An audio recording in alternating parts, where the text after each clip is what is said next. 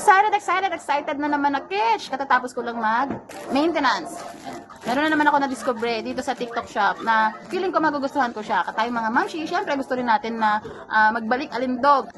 Yung sino ba namang hindi gusto ang pumuti ang mga kelly natin, di ba? Ito yung nagustuhan ko ngayon. Kaka-avail ko lang, kakanina lang dumating. Yan, mga mamshi. First time ko gagamit ito, kaya samahan nyo ako sa journey ko sa paggamit nito, Click the yellow basket na mga mamshi para makasabay kayo sa akin. Actually, ito yung kilikili ko. So, dalawa pala to, isang toner at isang Dio. Yan. Organic Skin Underarm. Ayan siya ulit. Papakita ko ulit sa inyo. Yun! Ito yung kilikili ko. Yan, kita nyo. Oh! Ew! What the fuck? Kasi, yung baby ko, 1 year and 5 months na.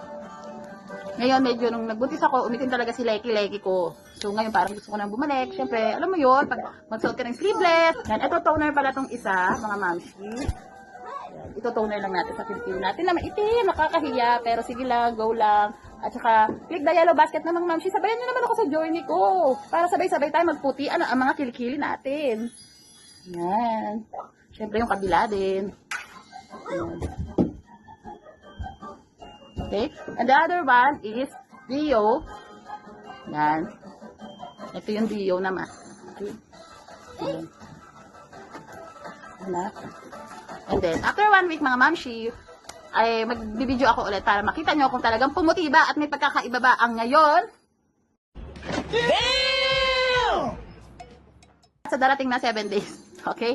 At saka, mamshi, click the yellow basket na para naman sabay-sabay tayo magsiputian ang mga kilikili natin. Ito nga pala yung baby ko. Papakita ko sa inyo yung aking makulit na baby. Say hi everyone! Hi! Ang aking Korea baby!